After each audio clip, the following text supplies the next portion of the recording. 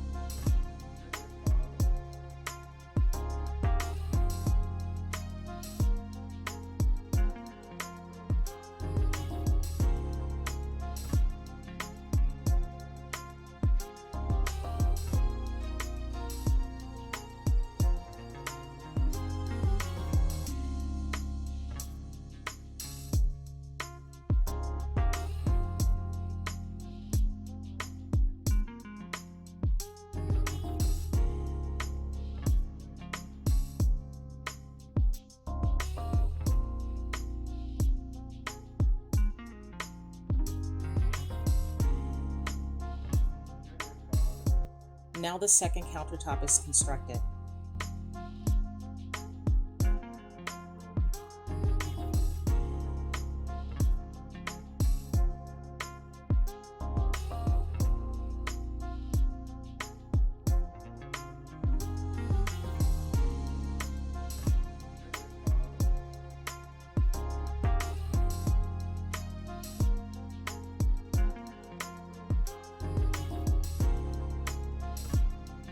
The sink is traced out.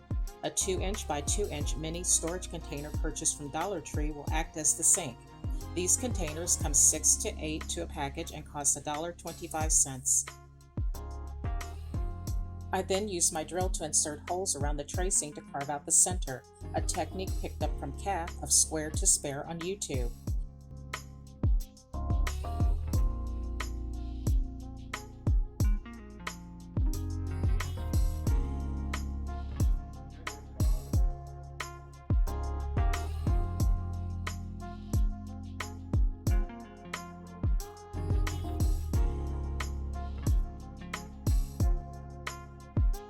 Next, the sink opening is filed and sanded.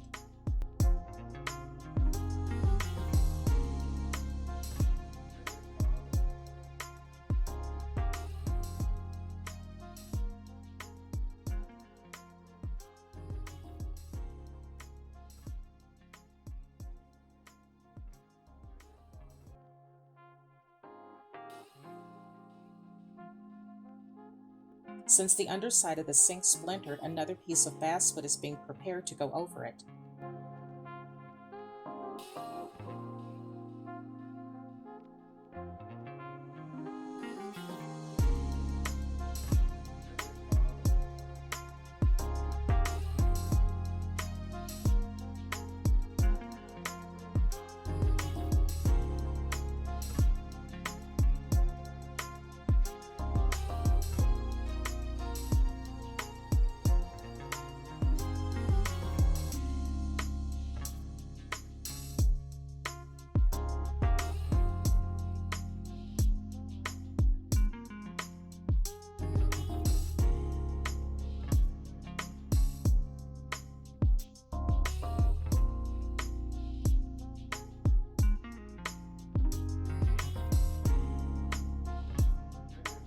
A hole is drilled for the faucet.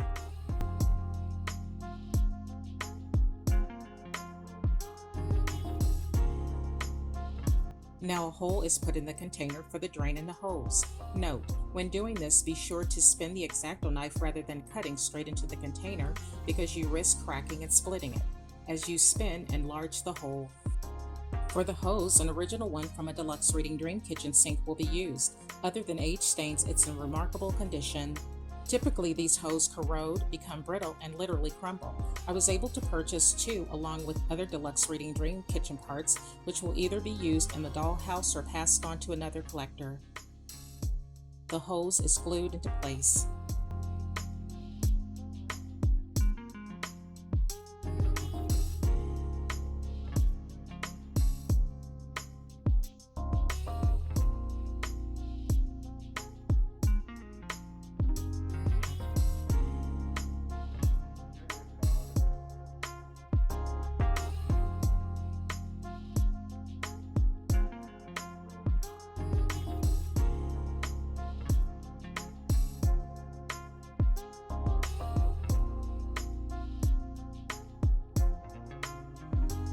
Next, the countertops are glued together.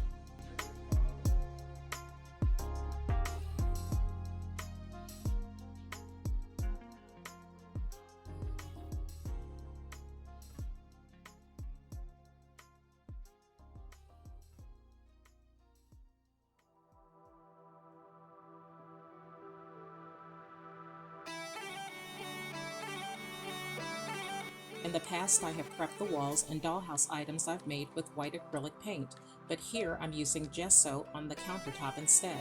Gesso is a medium which provides an even painting surface, allowing acrylic or oil paints to leave the brush easily, and for better adhesion to canvas, wood, and other surfaces. Without gesso, it will soak into the weave of the canvas or the grain of the wood. Gesso dries hard, making the surface more stiff, and the beauty of gesso, it can be applied to nearly any surface, like a primer, allowing you to paint on that surface. Painting over gesso makes colors pop more on your projects. Notes our Upcycle Life on YouTube. Gesso is expensive, so rather than buying it, I made my own following the recipe given by the channel. I'll leave it and the link to the video in the description.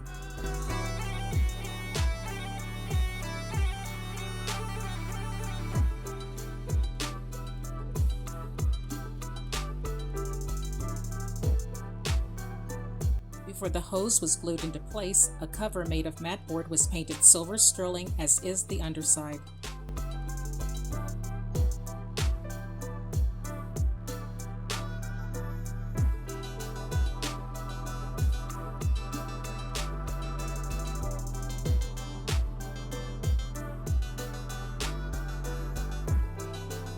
The last of the computer keyboard wire is used for the faucet, the same wire used for the washer, dryer, and toilet.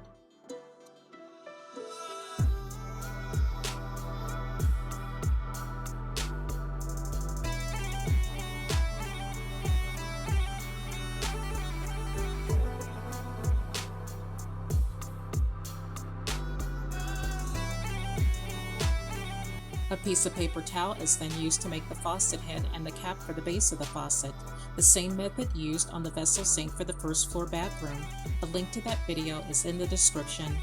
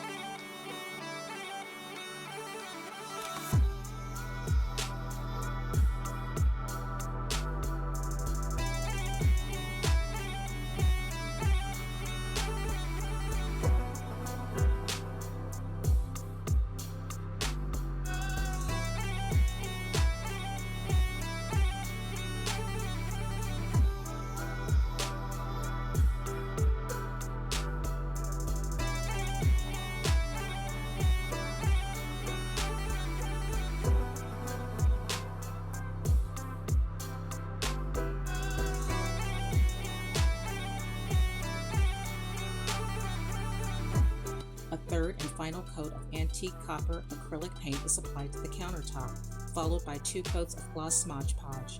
For a glossier finish, apply polyacrylic.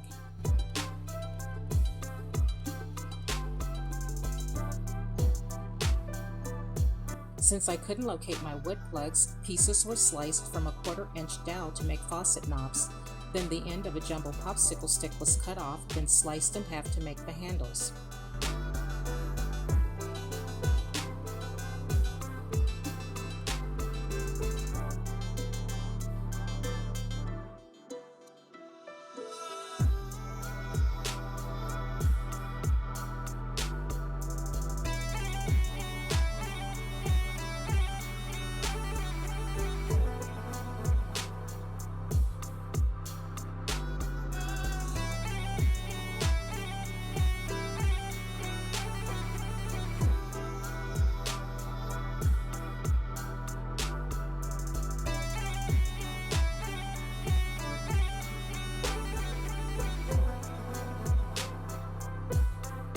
Once the countertop dried, the underside was painted with Hazy Moon acrylic paint.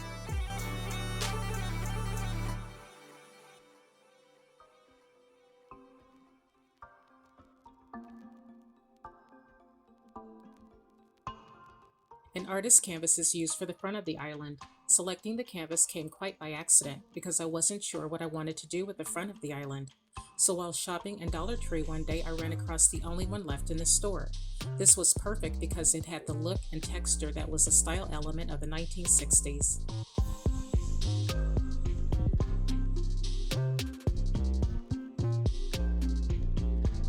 The canvas is 8 inches by 10 inches where the width is only cut, which is to 6.5 inches.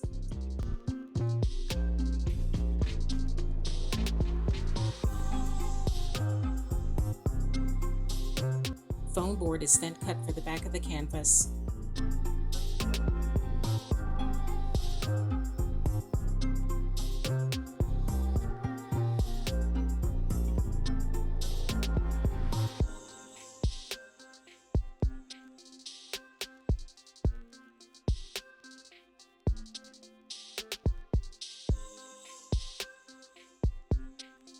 Now the wall that will go underneath the sink is constructed. Using foam board and basswood, the pieces are cut to 6.5 inches by 7 3/4 inches. The foam board will face out.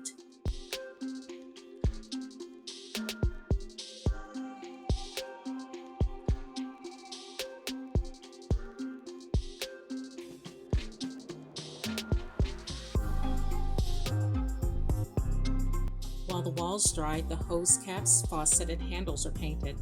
The footage for the caps, however, was omitted because the gray hose was cut off. It was much too long to connect to the wall, leaving only the Deluxe Reading hose.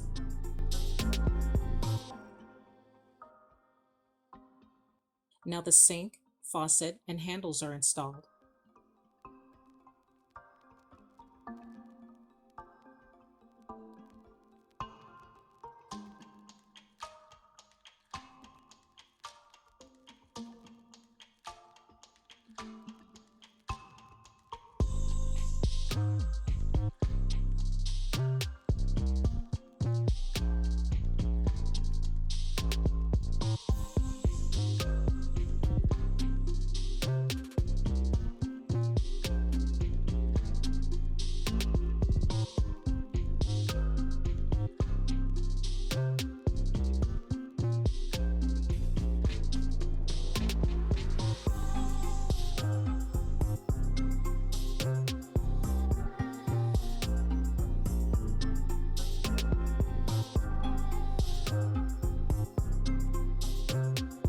The inside wall was initially painted Hazy Moon, but then Summer Punch chalk paint was applied, complementing the tiles and countertop perfectly.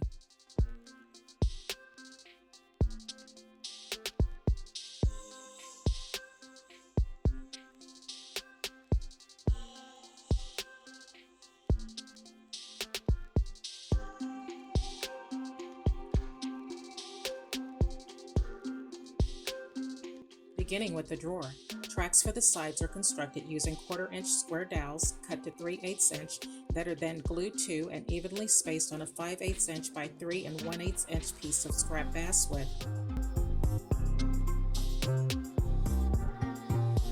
The back of the drawer, which is 5/8 inch by 2.5 inches, is positioned to act as a stopper for the cutting board, preventing it from sliding back into the drawer.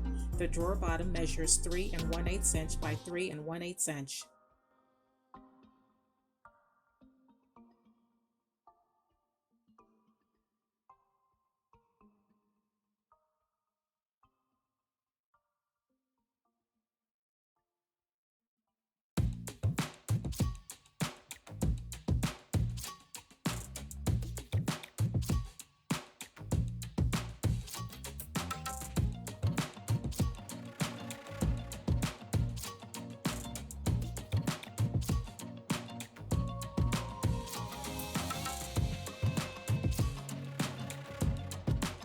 Now to making the cutting board. This part of the project is by far the easiest, cutting a 3-inch by 3-inch thin piece of plywood, then taking 2 matchsticks and making a handle. The sticks are cut to size, glued, stacked, then glued to the board.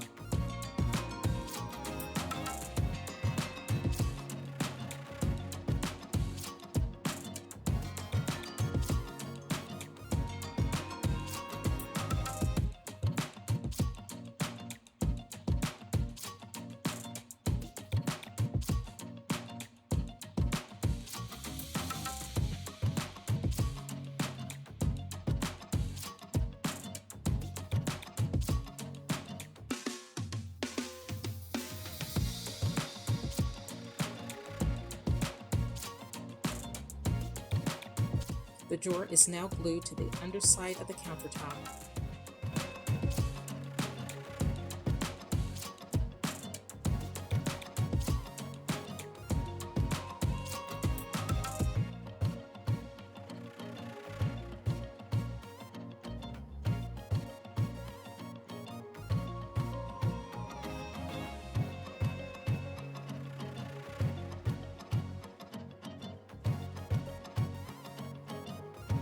Now attaching the countertop and walls.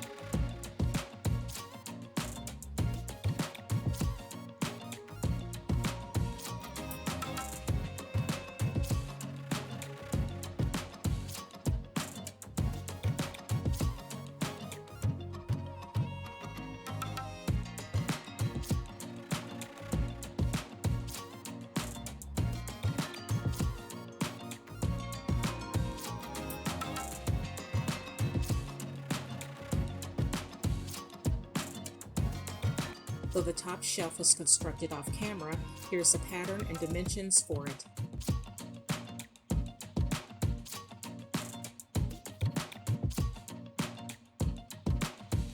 For the bottom rack, 1/4-inch square dowels are used to construct it. 2 3-inch for the sides and 5 4 3/8 inch for the middle.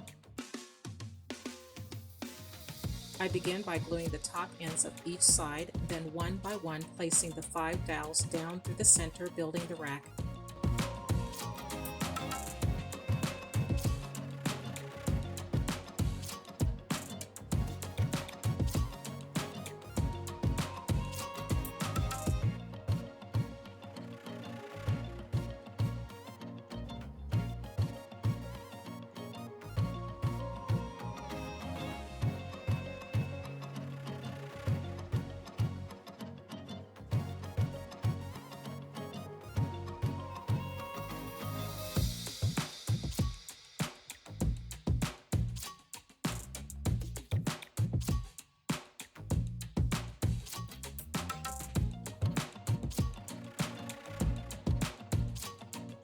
Now to attaching the second leg. All the legs are cut from a 3/8 inch dowel and measure 6 3/8 inch.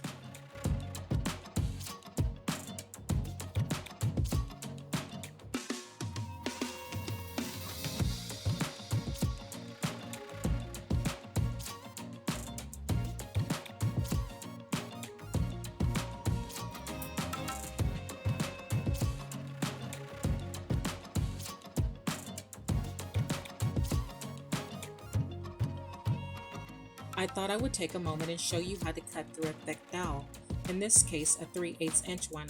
Rather than making a straight cut through the dowel, causing splintering, make an initial cut, then rotate the dowel, cut, rotate, etc., until the miter snips slices smoothly through the dowel. I found this method works best and there's less waste of product. 2 2 1/4 inch dowels were also added to the sides of the rack, acting as supports for the back of the legs. The shelf, rack, and third leg are attached to the island.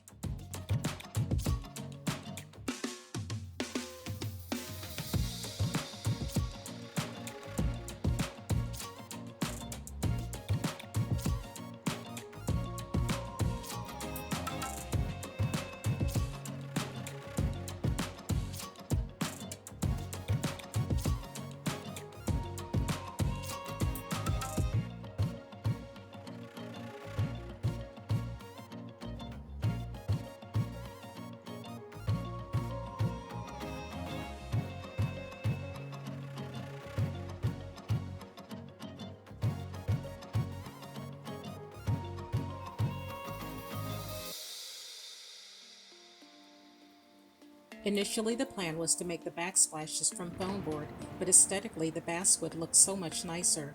Here I'm using the foam board patterns I made as guides to make the backsplashes. Each piece was doubled rather than left single, ensuring durability.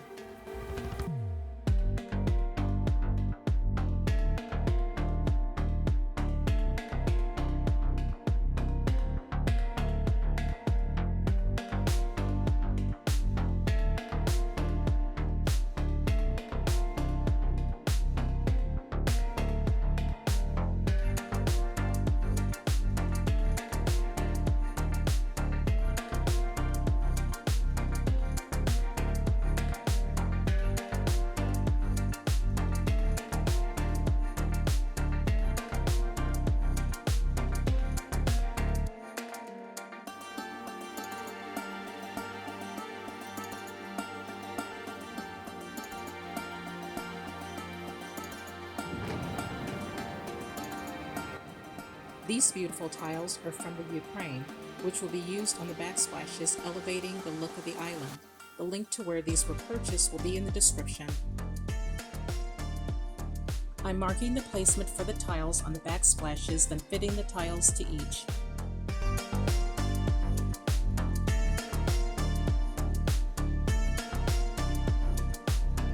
It's easy to cut through the contact paper on back with the X-Acto knife.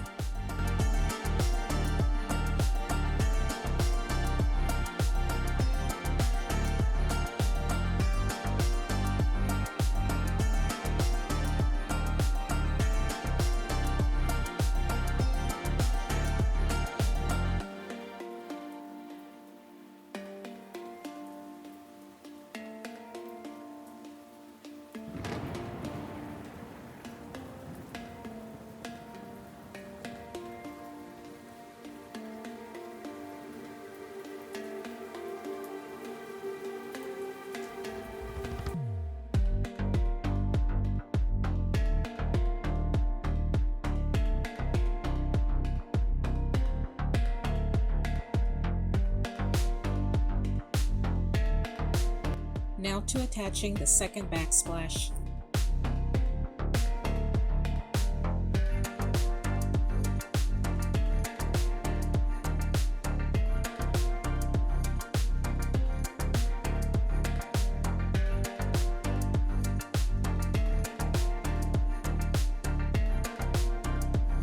While the backsplash is dried, a 2 3/4 inch by 6 1/4 inch wall was installed. I considered leaving this side open, but it looked a lot better with the wall. And later in the video, you'll see how I utilized it.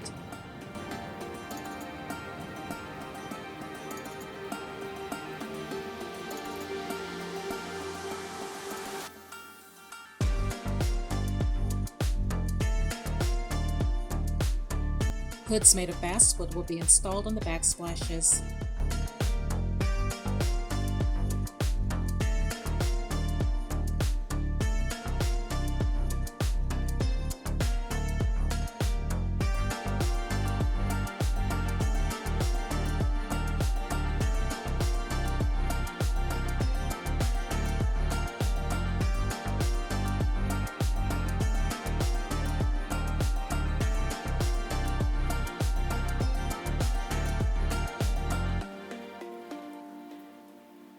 I decided to leave the contact paper on the tiles because each was perfectly spaced, not to mention it resembled grout. The tiles are made from MDF, medium density fiberboard, an engineered wood product made by breaking down hard or soft wood residuals into wood fibers. I love the fact the tiles can be laid down without the worry of having to position each piece on the backsplashes.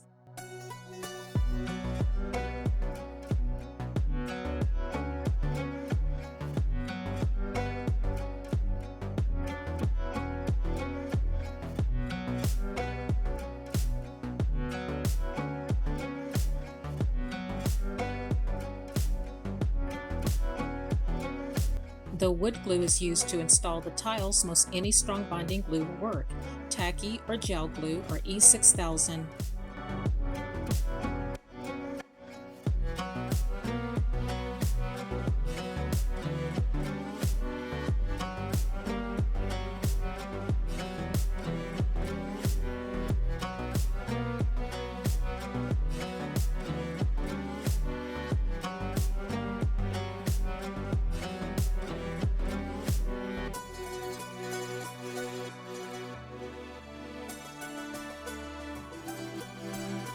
Since the tiles are made of MDF, the pieces are easy to slice through.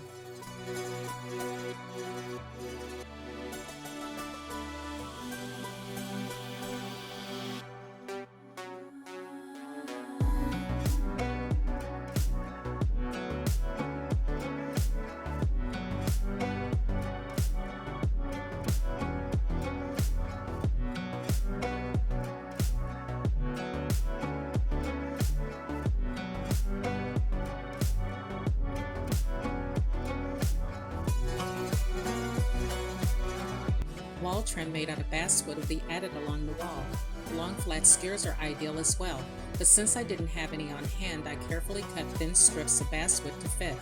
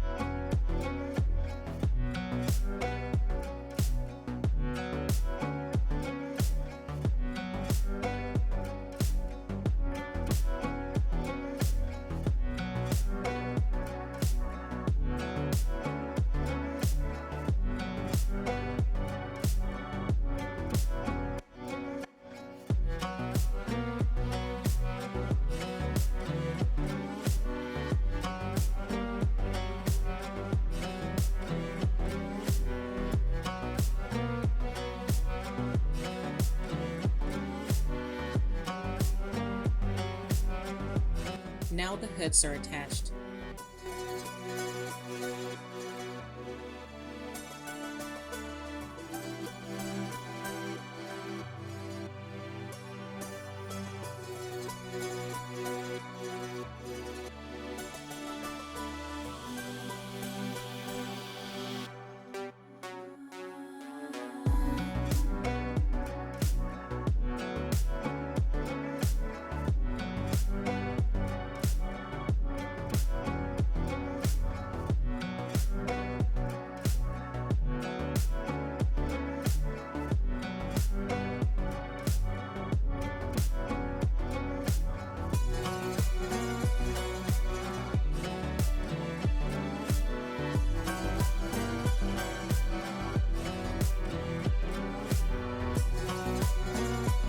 Spackle is used to fill in the spaces between the backsplashes, which is also applied to the seam of the hoods. Once dried, the areas are sanded.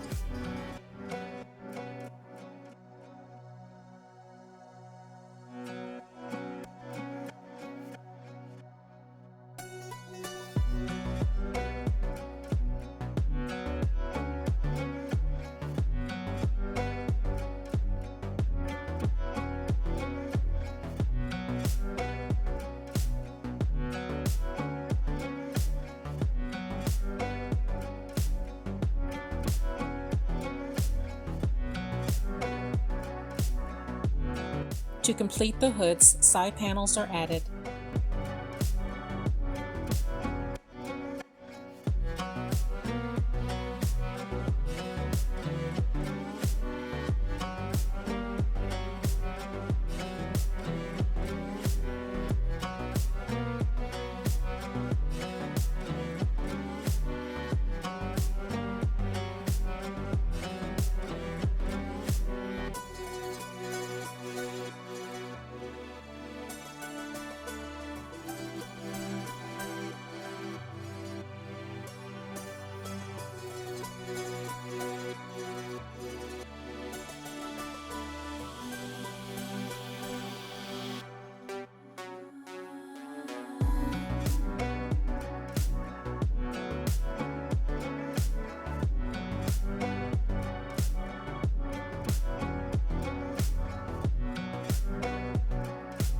To elevate the island further, I chose a trim by Mayberry Street known as Triple Scallop Gingerbread Trim designed for 1/12 scale. I thought it would look incredible on the island, and I wasn't wrong.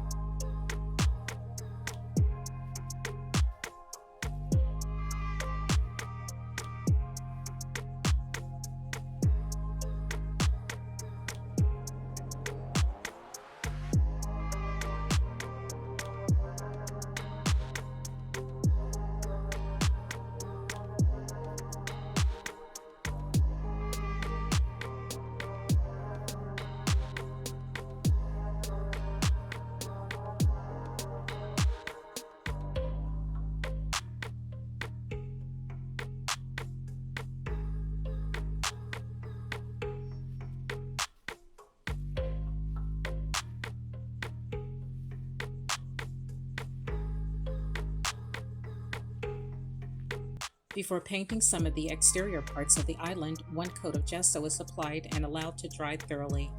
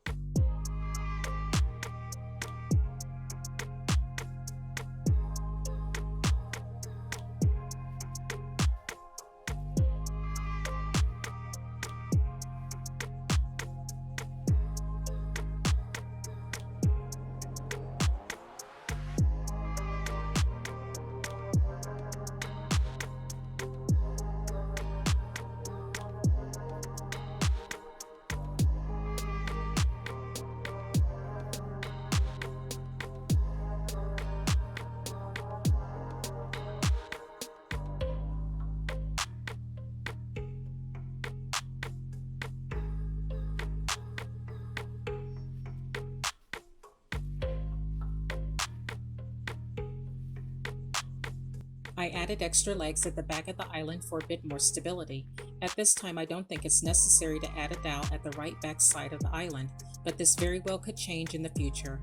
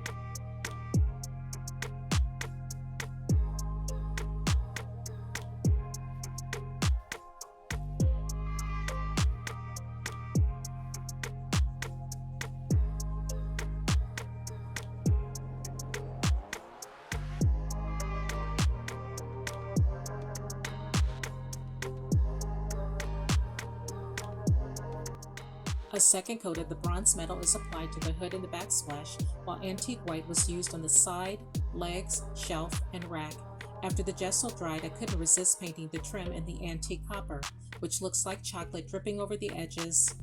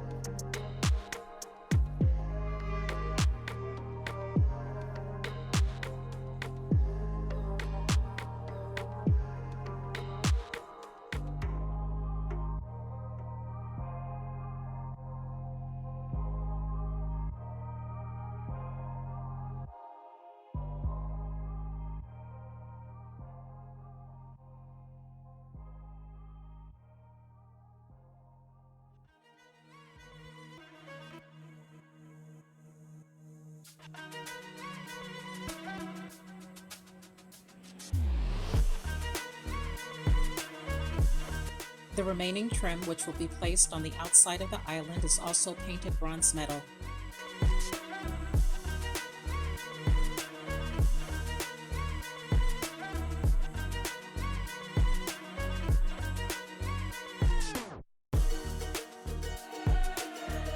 Two more coats are applied to the trim.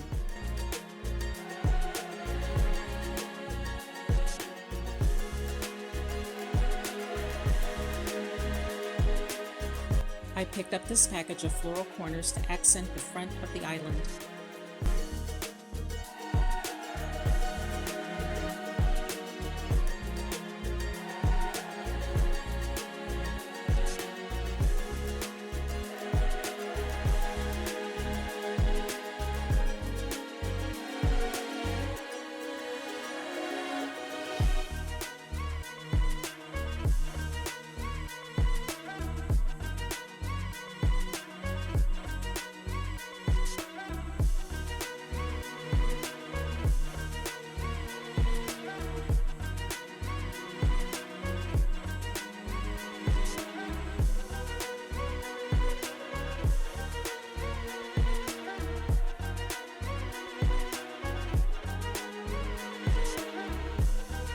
The side wall was painted light mocha, covering the territorial beige that was much too dark, making the bronze metal on the backsplash look washed out. Now the second trim is attached to the island.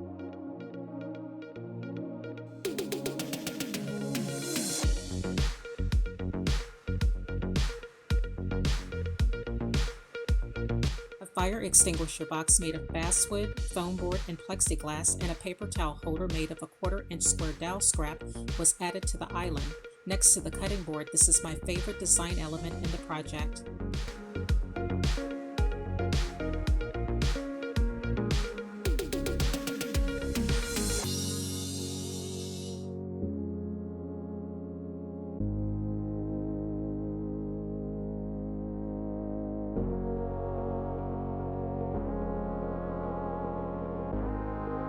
Wall plates are glued to the island, completing the construction.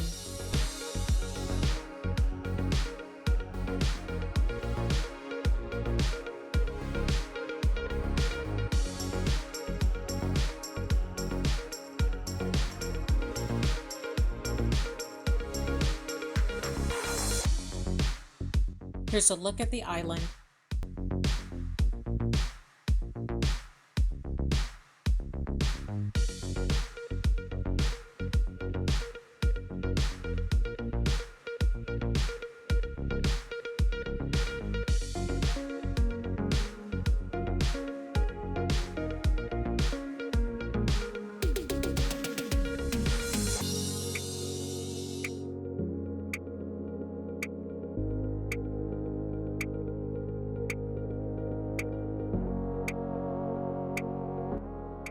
I hope you enjoyed this tutorial as much as I enjoyed presenting it.